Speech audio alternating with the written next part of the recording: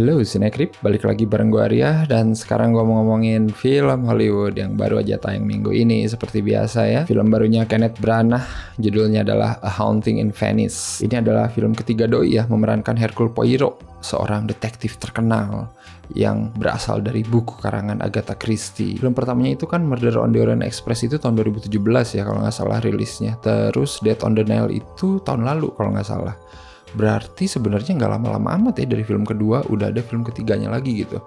Dan for your info, gue termasuk orang yang mungkin kalau dibandingin dari dua film terdahulunya, Kenneth Branagh sebagai Hercule Poirot, gue ngomong Kenneth Branagh tuh kayak Kenneth beranak tapi ya udahlah. Gue lebih suka yang Murder on the Orient Express sih, jujur ya, karena yang Death on the Nile itu gue udah sempat review juga, kalian bisa cek review lebih lengkapnya. Tapi gue nggak sukanya karena setupnya kelamaan, agak draggy di awal. Dan gue ini termasuk orang yang pengennya satset gitu ya, apalagi ngomongin murder mystery gitu. Dan emang film kedua itu lebih melodramatis aja sih gitu, beda aja vibe-nya sama film Murder on the Orient Express gitu, yang kayak bener-bener pure murder mystery gitu, tidak ada unsur-unsur lain. Dan ketika Haunting in Venice sudah mau tayang, sebenarnya gue nggak berekspektasi banyak sih ya, tapi ya beruntung sih gue datang dengan tanpa ekspektasi. Dan setelah nonton Haunting in Venice, wah gue enjoy sekali. Dan menurut gue ini mungkin film yang lebih oke dari film Death on the Nile ya, bagi gue pribadi gitu. Karena satu, di sini filmnya sat asli, tidak banyak setup, to the point, ada kasus apa langsung disikat sama Hercule Poirot. Itu yang gue suka. Jadi mungkin itu yang bikin durasi filmnya juga nggak selama Death on the Nile kali ya. Di sini menariknya kita udah diliatin Hercule Poirot yang sedang pensiun, ceritanya dia udah nggak mau menangani kasus lagi dan memilih untuk mengasingkan diri di Venice, Italia gitu ya, ditemani seorang bodyguard gitu yang suka ngelindungin dia dari para klien-klien yang butuh bantuan Hercule Poirot. Entah kenapa dia mau pensiun, gue juga nggak pernah tahu ya. Tiba-tiba datang teman lamanya, seorang penulis buku yang diperanin sama Tina Fey. Nah ini menarik nih, Tina Fey itu identik main film komedi, bahkan dia main di series yang lagi gue tonton juga dan soal murder mystery juga, yaitu Only Murders in the Building. Jadi kayak kebenaran banget deh sekarang main di film murder mystery juga, tapi versi lebih serius. Tina Fey ini jadi Ariadne Oliver ya, dan si Ariadne Oliver ini ngajakin Hercule Poirot untuk datang ke salah satu acara Halloween. Seorang cewek yang kaya raya, dulunya katanya kaya raya.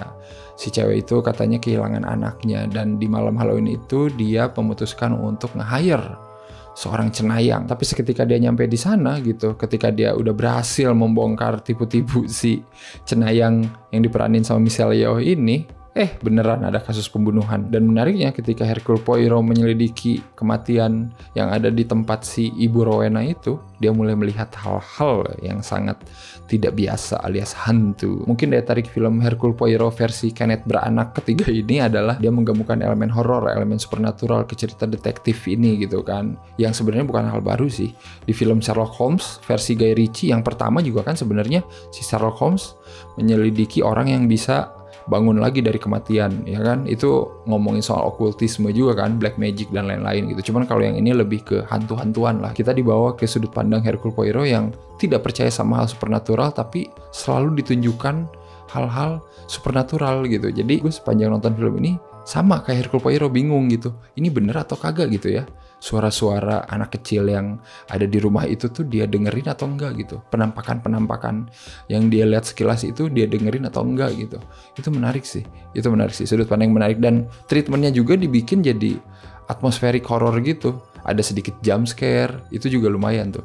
Lucu gitu Kenneth Branagh di sini ya. Kayak nanti ada adegan si Hercule Poirot lagi berdebat sama salah seorang penghuni rumah itu gitu. Dia intinya bilang, gua nggak percayalah sama yang begituan, terus tiba-tiba jeder lampu hancur ke bawah gitu kan. Itu lucu banget sih. Nah kan para hantu mendengar dulu gitu. Itu bukan hantu men.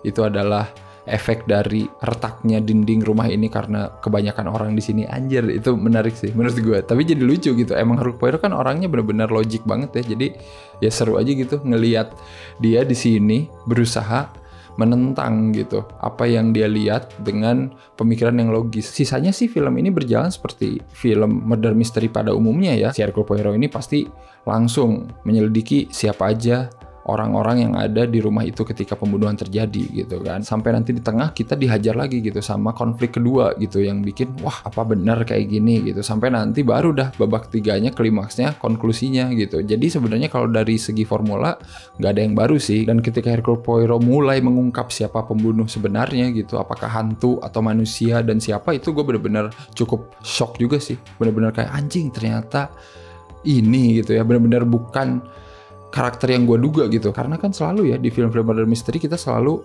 bertanya-tanya kan dan ikut nebak gitu. Pelakunya kayaknya si ini deh, si itu deh, dari fakta-fakta yang dikumpulin sama si detektif kan. Ternyata pas diungkap, oh anjir bener-bener dah nggak ketebak. Itu menurut gue salah satu nilai plus banget sih, karena ya tercapai tujuannya gitu. Bener-bener sebuah murder mystery yang misterinya tertutup rapat sampai akhir film gitu kan. Dan unsur kota Venice di Italia ini juga menarik sih menurut gue gitu ya, yang mungkin kita kenal indah, romantis, tapi di satu sisi Kenneth Branagh bisa bikin si nuansa kotanya itu jadi mistis. Terus sudut-sudut pengambilan gambar yang dipakai juga di sini agak menarik nih. Itu yang mungkin cukup berbeda gitu ya dari dua film sebelumnya gitu, karena banyak banget angle-angle wide yang di shotnya dari dekat gitu, jadi kelihatannya tuh kayak lebar banget. Itu juga menarik sih menurut gue, jadi kayak bikin lebih apa ya, lebih intens gitu ya. Dan dari segi production value juga gue kayaknya lebih suka yang ini ya daripada Death on the Nile, yang menurut gue sampai sekarang kalau dipikir-pikir gitu ya dan ditonton ulang, CG-nya itu ngeganggu banget. Karena kalau nggak salah juga gue baca dia emang pengen maksimalin gitu si kota Venice ini gitu, jadi emang syutingnya pengen real location. Ya bagus lah gitu, emang film murder mystery yang settingnya satu rumah mah emang nggak usah banyak-banyak kemana-mana ya. Jadi kalau mau gue kasih skor ya tentu aja ini lebih tinggi dari Death on the Nile, 8 lah ya. Ini salah satu film yang memuaskan sih buat gue gitu ya. Ya balik lagi ya, mungkin tidak semain blowing buat kalian yang sering baca novelnya Agatha Christie gitu, tapi buat gue yang emang jarang baca novelnya Doi gitu ya, gue ngelihat adaptasi film ini menarik aja gitu. Dan suka juga dengan pesan yang pengen disampaikannya gitu ya, ngomongin soal supernatural nyata atau tidak gitu ya. Ya di ending pun kan kita kayak dikasih lihat kan di film ini, jadi hantu itu ada atau enggak gitu. Tapi intinya ya kita tidak pernah boleh meremehkan hal-hal di luar kemampuan kita lah. Silakan nonton aja langsung, Haunting in Venice sudah tayangnya di bioskop. Kalau kalian suka film ini silakan tulis aja di kolom komen apa yang kalian suka, apa yang kalian gak suka juga silakan. Apakah ada cerita Agatha Christie lain yang lebih mind-blowing dari film Haunting in Venice ini? Silakan ceritain juga di kolom komen ya. Seperti biasa jangan lupa untuk like, share, subscribe Cinecrip. Kalian juga bisa follow Cinecrip di medsosnya semua, IG, Twitter, bukan Twitter ya sekarang, X. Terus ada TikTok juga, dan kalian bisa dukung Cinecrip juga di Saweria, dan kalian juga bisa dukung lewat Super Thanks, pokoknya apapun itulah. Dan ya udah, kita ketemu lagi di episode selanjutnya. Bye bye.